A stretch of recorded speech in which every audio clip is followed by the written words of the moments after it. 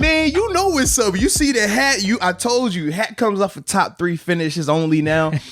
And this weekend, my man went bag to bag like Drizzy Drake, and not top 3. We talking numero uno, man. He won both races at Michigan, man. Absolutely dominated the competition, both races. And I was doing a little research. After he won on Sunday, he's won Michigan 4 of the last 5 times he's raced that track, like straight owned it. It was beautiful, man. And I'm talking about yours truly, Kevin Harvick. Y'all know the hat, baby. Y'all, hey. It was beautiful, man. It was beautiful. So what was the difference between the 2 wins? Because I was watching some highlights. I did a little research for it. I was like, you know what? Let me give this dude his props here. Moats is excited. Let me check it out, see what everything was all about. Especially after what you said the other episode too. What'd I say? Hey man, should you be worried? Is he tempering off? It was just a question. I mean, did he peak too soon? You know what I'm saying? Like, is it over? I just don't know. And I was like, you'll see.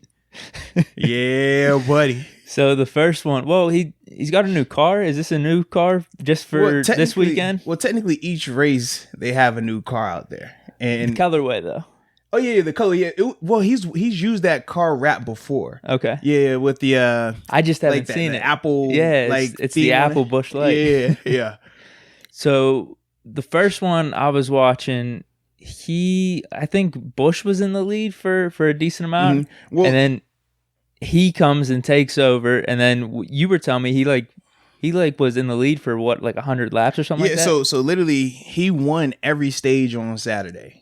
So for those who don't know, we're talking about Michigan Speedway, and the Saturday race was called the Firekeepers Casino 400. Then Sunday it was called the Consumers Energy 400. Same exact track, just different marketing for each race and everything like that. But the Saturday race, yeah, man, from start to finish, man. Like, well, am I wrong? Was Bush I saw what highlight where he passed him. Yeah. It almost looked like he hit him. Yeah, but then he just flew. So that was I think that was the one Saturday. I think so too. Yeah. Because Sunday he had another one where he almost crashed. It might have been Jimmy Johnson, if I remember correctly, where he came close and he actually like ended up crashing. But the whole debate was, did he hit him or did he not hit him? I don't think he hit him. It was close though. It was like minuscule, like.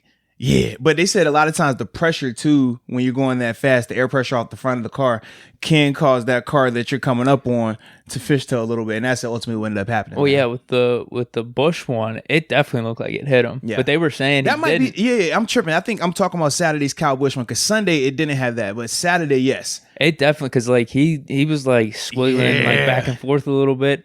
And they said he didn't hit him, so that must be it. Where the 18 car, the M&M car. Yeah, if you get close enough, there must be something to it where you're right. The air it flows differently, and somehow it screws you up a little bit. Because I mean, they got within inches of each other.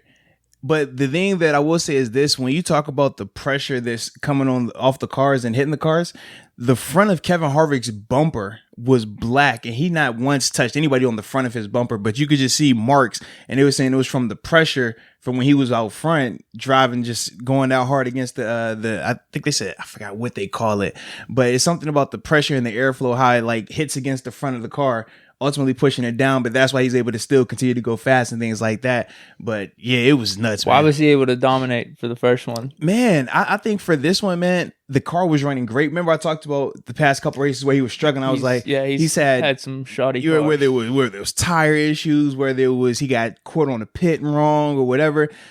This was the opposite. Yeah. Everything was just flowing. The car was running great. And because he was able to get out front early, he had clean air the whole time. So we talked about how, I mean, he led 92 laps on Saturday and he won every stage. We talk about how you get points for winning the stage, but a lot of times with Harvick, he doesn't traditionally win the stages. He'll just win the race at the end. Or finish top 5 or something. Yeah, and that's typically how it goes for him. But this race, just from the beginning, he was able to get out front and ultimately build on that. And it was just, when you got certain tracks that you just own, I mean, you talk about a guy out of the past, 5 times you raced on that track, you won it 4 times now. You have a familiarity with it. You know that track inside and out. And you could just tell the way he was driving on the track, the lines he was taking, even how aggressive he was at certain times. And I will say this, the Saturday race, more so than Sunday, even with him dominating the race, the ending was still very up in the air. I mean, we're talking about, I think it was 9 caution flags 9 caution flags that took place on Saturday, but at the end, it was probably like 3 or 4 back to back right before the race was supposed to end. And each time I'm watching, I got, my little man Gray, we got my wife with me. I'm like, oh, we're about to win it. It's about to be over. No, caution, because every time it's a caution, we get overtime. It's like a reset. Yeah, and you get the green, white checkered. So regardless of how much of a lead he might have had, now you're starting off from a dead start, along with the fact that whoever is behind you is ultimately going to dictate your success, because you saw the race where they had to push, and then everybody went crazy like, oh man, he got to push, and I say he won. Well, once again, it was a similar concept, but this time it had to happen multiple times with different people. Shout out to Chase Elliott too, because he was ultimately the guy that helped my man Harvick be able to get that win at the end, because literally it would have been the second caution, I think it was. Chase Elliott's on one side, Bubba Wallace on the other side, and it's Harvick at the front, and I think it might have been Kozlowski in number 2. And literally, you see them pushing, and Bubba was just like a second slower, whereas Chase, who's typically in the top 10, top 5 area, is more accustomed to pushing. You could just see when they linked up how even though, Bubba had connected with the bumper, it still didn't have the same type of push. You could just see he wasn't as skilled in that department because he hasn't done it as often as some of those other guys. I mean, with Harvick and them, they're constantly up at the front. So anytime it's a caution, they're constantly the ones having to go through those pushing to get out of there. And man, it just paid dividends. And my man was able to get that dub. Man, I was going crazy. But literally, it was like 3 or 4 times right at the end of the race where it's caution, green, white, checkered. Oh, we're going to overtime again. It felt like sudden death. Like, oh, is this it? This is it? Ah, all right, not yet, not yet. Okay, here we go. Oh, not yet. But he finally was able to get it done. And then Sunday, the reason I was more impressed with Sunday's win than Saturday's. Different, right? Completely different. Yeah, because the way it works is this. Because it's the double header, they invert the field. So whereas he started in the front of the field on Saturday and ultimately dominated and won, this time because he won the race, he started at 20. Mm-hmm. And had to work his way up throughout the race and things like that. But he still, I mean, you could just tell the way his car was running, it was just destiny, man. It looked good. And yeah, it paid dividends. And then also, man, we got milestones for my man Harvick too, man. Because I ain't even said it. So here we go. All right. So he's fine. He won his 5th race this season. Okay. Well, no. Actually, he won his 6th race this season. So he did tie Denny Hamlin at first. Remember the Jordan sponsorship with Denny Hamlin? Drives the FedEx car. So initially they were tied Saturday when he got his 5th one. He took the lead Sunday when he won his 6th race, which was huge in terms of leading. Wait, Hamlin caught him in the standings? No, just in terms of races won. Okay. Yeah. So like we talked about, like for the points, it goes races won, laps led, stages won, and all that. So it's a lot of variables. Yeah, Harvick has better overall finishes than correct. But the races won, Denny Hamlin and Kevin Harvick have been going back and forth all season. Yeah. So like I said, remember when Denny won last weekend, that's why I was like, oh, he has the lead now in terms of more races won. Mm-hmm. But with Harvick going back to back this weekend, now he took the lead. He has 6 wins compared to Denny Hamlin's 5.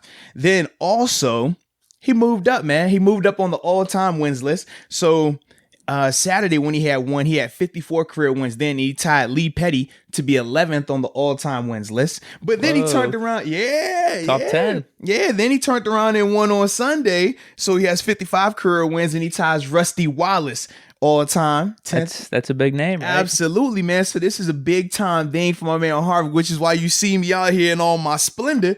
Because I'm like, not only did he win 2 big-time races back-to-back, he's closing out the season strong. I believe it's 4 races left.